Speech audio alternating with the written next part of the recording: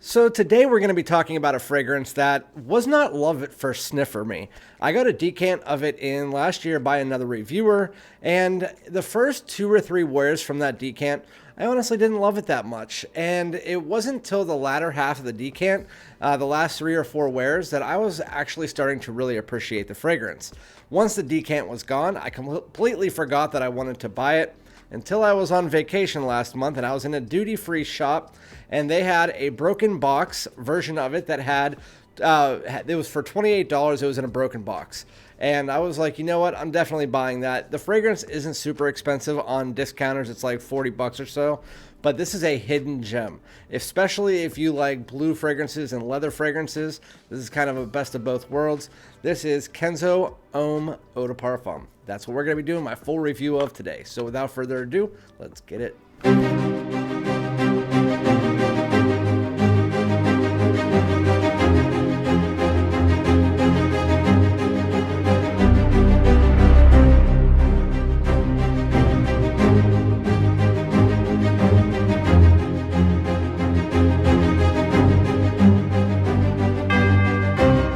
What's going on, my great smelling dudes? Welcome back to my channel. My name is Randy, aka Fragrance Dude, back to talk about another fragrance that I really am interested in, that I want to get you guys interested in. If you have tried it, if you haven't tried it, before we get into it, make sure that if you haven't already and you like my content, you subscribe. Also hit that like and then comment below. Let me know if you've tried this fragrance, what you think about it, if this video interests you in it, if you've been interested in the fragrance, stuff like that. But again, so last year, I've tried Kenzo Homme Eau de Toilette. It's okay. It's kind of just super basic. I tried Kenzo Homme Intense. That was the second one I tried. And that one was better than the Eau de Toilette, but it still didn't do anything for me where I was like, wow, I need that. Then the new release came out, Kenzo Homme Marine. And honestly, that was boring. It was just super boring. It smells good, but it's super boring. But from that video, I remember I said in that video, I wanted to try Kenzo Homme Eau de Parfum because I heard a lot of people talking about it. And I heard a lot of people saying that it was very good. Well, another reviewer, Mike from I Smell, heard me say that and sent me a decant of it. And whenever I first tried it out, I was like, okay, that's okay. I mean, it's nothing great. Back then, I really wasn't huge into leather or anything like that. And so it just was like, I wrote it off. And then I came back to it a few months later when it started to get warm outside, because when I first tried it, it was like winter or something like that. And so when I started getting into it, and it was the second half of the decant, and I remember wearing it and saying, wow, this is actually pretty damn good. And so now I know exactly what people are talking about, and so now I want to pass that information on to you guys to let you guys know how good this is. We're going to be doing a full review of Kenzo Homme Eau de Parfum. So the bottle is, honestly, you don't want to pick it up from the cap. I mean, you can, but it does fall off pretty easily. It's a 3-layer cap, 3-layer bottle, just like that. They all look the same. Then one has this little slight, and here is the atomizer. It's okay, nothing breaking the bank, but you're also gonna get the bottle for around 40 bucks on discounters, a little bit less, maybe a little bit more. I got this for $28.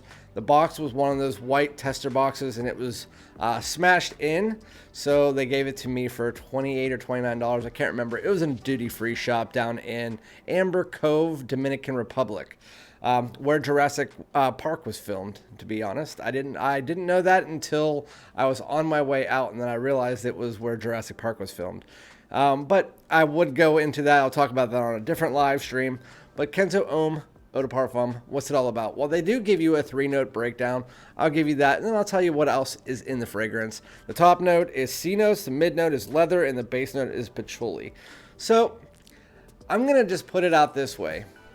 This, to me, is a darker fragrance. It's almost like a dark blue marine version of Ganymede. If you have not smelled Ganymede, it doesn't really help. But it's almost like if you took that Ganymede, that leather, and you mix it together with a darker blue fragrance that has this just beautiful marine style quality to it. So there is a like saltiness to it, which provides that marine accord.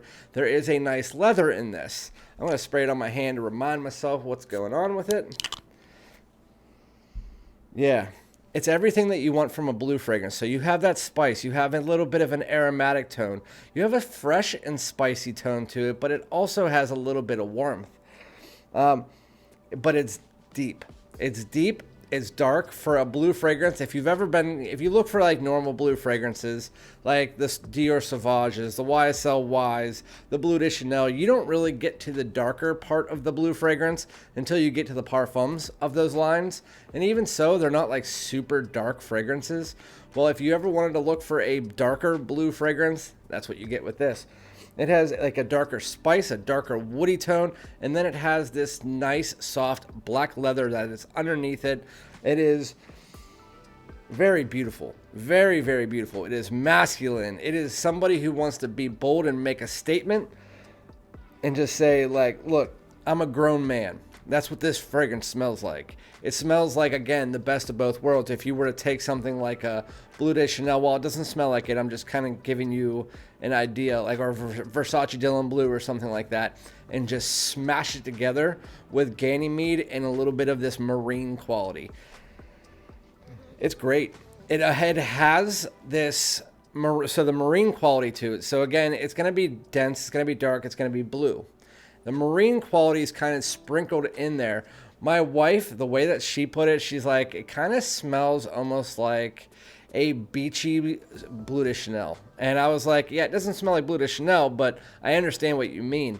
Because the sea salt in it, the marine quality that comes through the fragrance, brings a little bit of a green tone. It has this kind of almost beachy, sandy feeling to it. And then you mix that together again with this fresh but dark blue leather fragrance. That's what it is. It is absolutely fantastic. I mean, there's nothing else out there that I've smelled that smells like this. And that's why I said the only thing that I can really, and I've been trying to think about this. That's why I didn't do my review right away. I was trying to think of the best way to explain the fragrance. And for me, it's a dark blue marine Ganymede. That is really the best way to look at it. And again, if you haven't tried Ganymede, then maybe like a dark blue marine ombre leather or something like that, but that doesn't really explain it. It's just a dark blue marine fragrance with leather. That's the best way that you can put the fragrance in. And the leather in this is soft. It's soft, it's warm, and it's just not like one of those overly pronounced leathers like you get in ombre leather where it's taking over the fragrance and discounting the rest of the notes, because this is a super well blended. You get that blue feeling, you get the darker woods and spice, and then you mix that and blend it all together with that nice soft black leather. And then as you get further into the dry down, that leather starts to pop just a bit more, and then you get a little bit more of this woody tone, and a little bit more of the marine quality starts to creep up, and it even smells more of this kind of beachy dark blue fragrance as you get about 30 to 40 minutes into the fragrance. That does wane after an hour or so, and that's when you're left with more of the dark blue leather fragrance. But overall, fresh but dark, woody and spicy with a nice soft leather. Kenzo Homme Eau de Parfum. It's a hard one to describe if you haven't smelled this style of fragrance, because there's not many other fragrances out there. It just sucks because I like to have, whenever I have one fragrance in the line, I like to have other ones to be able to create a collection. And I've tried the other ones in the line, and outside of the Intense, which I might buy under 40 bucks, this is the only one that's really noteworthy. If there is any other ones in the line that I'm missing, then I obviously will try them out, but this one is the stellar stud from the line. Again, if you are somebody who is just a grown man that is trying to be bold and say, look, I am a man, I wear the pants, this is the way that it is, I'm wearing this fragrance.